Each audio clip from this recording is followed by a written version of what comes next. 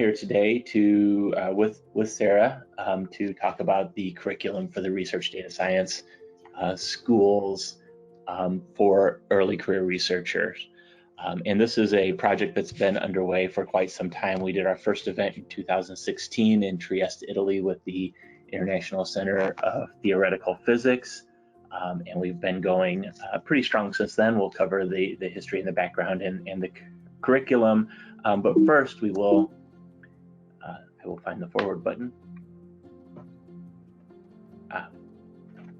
Okay, first we'll talk about how we really moved into designing this curriculum and these schools and these events.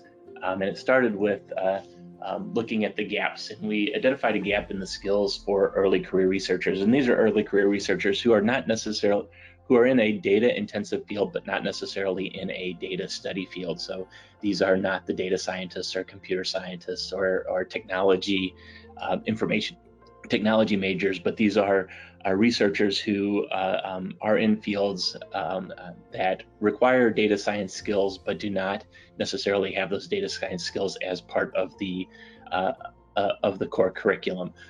We get a lot of agriculture and biosciences and geologists and various different methods, but really anyone who is now using data in their research needs some amount of data science skills.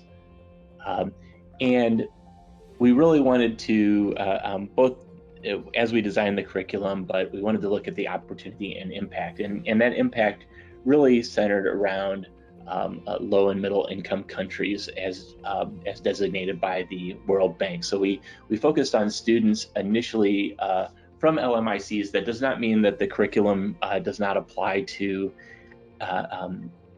other students who might not be in LMICs, but to increase our impact, we really wanted to focus on students from LMICs, and we'll talk more about that in a little bit. And really, this is the practice for what comes next, and it consider things that we talk about pretty commonly in the RDA circles, but things like FAIR and open data and open science, and what are the impacts of those on a early career researcher who is located in a low and middle income country. And the idea was to move these from initially training events while we designed the curriculum and while we built the community into train the trainer events over time. And we were going to do our first train the trainer event this summer in Trieste, Italy, but with the current COVID situation, that has been moved, and Sarah may talk a little bit about that in a few minutes. But really what we have here is the coming together of these data science skills, the skills that really are revolving around open science, repository management, data producing, some technical skills like an introduction to machine learning, a cyber infrastructure portion, along with visualization and a few other things that Sarah will talk about again in a few minutes. And we also are trying to build this community, and in building this community, provide a core of knowledge that can then be spread and moved amongst the community, along with the people who have gained this knowledge, sharing it not only with their colleagues, but also sharing it in a training type event. So what we call the data science skills, along with the responsible research practices, and we do a lot of working in ethics and responsible research into the curriculum. We call those data science, and when we build a community around that, that's really what the CoData RDA schools are. And I was happy to see Simon on before us, because Simon has actually contributed a lot to this project over time. So he didn't talk about it today, but his help in and CoData's help in getting this project rolling has been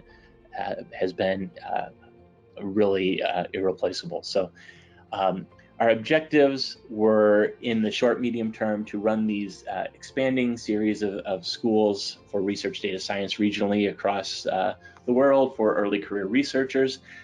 We've really accomplished that to some amount of scale. We initially started just being able to do one event per year. We've geared that up to, in 2019, we did either 4 or 5 events worldwide, and then another one in January of 2020 before we got sidelined with the travel and the face-to-face events by the current COVID situation. But really, the long term, we think that these curriculums this curriculum or something close to it should be taught by higher educational institutes globally to their early career researchers. So really the idea is to embed what we teach here into a standard curriculum for any researcher who works with data and needs those base data science skills. So a few things about the schools. They're a joint effort between CODATA and RDA. For those who are not familiar with CODATA, that's the Committee on Data for the International Science Council. And they really exist to promote global collaboration to advance open science. So I don't want to go too much more into that, as Simon talked a little bit about CODATA earlier. But these CODATA schools are really 2-week events. They focus on early career researchers in low and middle income countries, as I mentioned before. They couple the data science with responsible research skills to come up with a curriculum for research data science. And this really is a training event and a learning event, but it's also a community building event. And I think more than anything, building that community is both the difficult part of the challenge after we did the initial curriculum creation, but it's also the rewarding part of that challenge. And we don't consider this another boot camp. We really consider this an event to bring new people into the community, or to bring new students, lecturers, and other attendees into the community. And so at this point, I'm going to turn things over to Sarah and let her talk a little bit about the curriculum itself. Yes, thanks, Rob. So for the school curriculum, it focuses on open data and ethical data use and responsible research, and builds a foundation of data science skills for early career researchers in all disciplines. For example, these skills include software carpentry, including Unix, Shell, and GitHub, research data management, and data management plans. It also includes, the program also includes modules on visualization and information security, analyzes also, including data carpentry using R and other programming languages, but more focusing on R, and also computational infrastructures and author carpentry, including responsible authorships. So we are also focusing on open data and responsible research practice. And we have established a list of principles which we are keen to, that make our initiative a unique and successful concept. The first one, it's the reuse materials. So we are continually evolving the foundational data science curriculum designed for this course, along with making it accessible and reusable for other schools. Also, the materials available, they are available under open source license, so they can be reproducible. And also, the mode of learning is based on lectures and synchronized typing with tutor support, of course, plus discussions and extensive teamwork.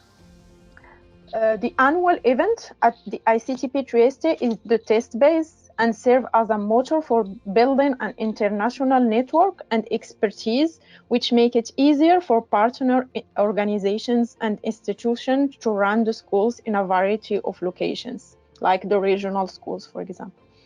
Also ensure the continued growth of lecturers and mentors based to in order to regionalize trainings events and leveraging local experience and talent also. And this come up to the last point, recruiting from student body to grow a base of worldwide trainers prepared to lecture, mentor, and provide support to future worldwide and regional events. And I can point myself as a typical example for this last point because I have attended the first school as a participant, the one held in Trieste, Italy in August 2016. And I have been invited as a mentor to other regional and annual schools. Then I became an instructor also. I taught the visualization course and I have been elected as a co-chair for this initiative. So for that was for the principal. And at this point, there have been 4 successful schools hosted by the ICTP in Trieste, Italy.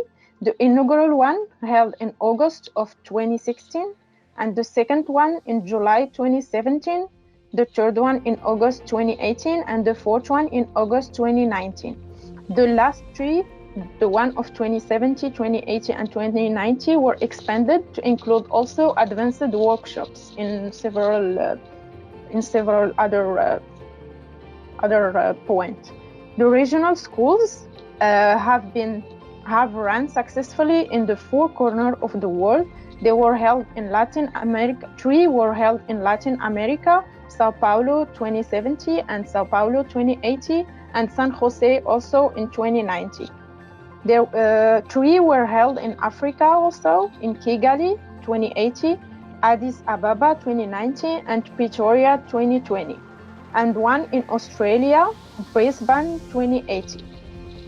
The annual event of this year that was supposed to be held in August in Trieste, Italy, was unfortunately cancelled as a face-to-face event due to the COVID situation, but we opted for a virtual event that will be more focused on the trainer, and the alumni activities. So I can come back to Rob to... Thank you very much, Sarah, and thank you for covering that. And the other one that we have on the books currently is a December 2020 event that was scheduled to happen in Sao Paulo. That one is up in the air currently. That may end up being a virtual event also. We want to keep momentum moving. But let's talk about where we are today. First, by February 2020, which was near the end of the last in-person school, we've done 9 of these 2-week schools on 4 continents. There have been approximately 400 students taught from 40 countries, from over 40 countries. And in British figures, because it was Hugh Hanahan who made these slides, that was about 250K pounds of teaching, so quite a bit of teaching work, and this was all done as a volunteer network. And I would encourage anyone on the call who is interested to please reach out to Sarah or myself or Hugh Shanahan or one of the other co-chairs, which I'll show here shortly, and become involved, because again, this is all a volunteer network, and this community is growing immensely. We hope to be back in a place where we can hold 2021 events in person and continue going. Until then, we'll have virtual events, and we are looking at providing a little more extensive online material, though the community building is definitely a critical part of these schools. I do want to mention also the Data Steward strand, which was introduced last summer at Trieste, and this really focuses on those skills that are data stewardship. Now it's a joint in that they join the other co-data RDA school for several subjects, but when it gets into some of the machine learning and other technical skills, this group that is in the Data Steward strand splits off, and they focus on things that are data management, procedures, metrics, things like the FAIR principles. So they have somewhat overlapping with the curriculum from the researcher school, but then they have they have a data steward focus. So here's a little bit more about the data stewards. Again, reach out to Hugh if you want to hear more about that. Remember that really what we're doing here is changing the culture for early career researchers who may not be being introduced to that open science, open data, and FAIR principles early in their research career. We're bringing these people together to work and providing a network that they can leverage for hopefully their entire careers, and building a community that really focuses on those data science skills and the ethical and responsible research that is needed to work in today's environment. And while that's really, really hard, it's what we think will be the more effective in the very long run. So I put a recent sponsor slide up here. Thanks to everybody on here. Please consider these sponsors and how they sponsor our schools going forward. One of the things that actually the school that I'm most proud of is that this is a list of the CoData co-chairs right here. There are 8 names, and 4 of those names are from people who initially started as participants in the school and have done various different levels afterwards. But in this list, Raphael, Marcella, Sarah, and Bianca came to our schools initially as participants, and now they're part of the leadership team of these schools. And really, in growing the community, that's what we're looking for, and that's what we're hoping for, is that the students become the teachers. They become not only the trainers, but the leadership of the project over time. And in fact, the reason we had Sarah involved today is that she will be taking over the RDA interest group co-chair for myself. And so the future presentations, this will be the team of hopefully Sarah, Bianca, Raphael, and Hugh, who are the current co-chairs of the RDA interest group, to continue this work. And I will end with some links here and take a look and see if there are any incoming questions. Thanks very much, both. We have a couple of questions. Basically, I'll read them out together, basically the same thing. So by Gary Motts and Daniel Cooper. So given the situation with COVID-19, do you have any plans to share the curricula with institutions as a webinar series or self-taught web-based program?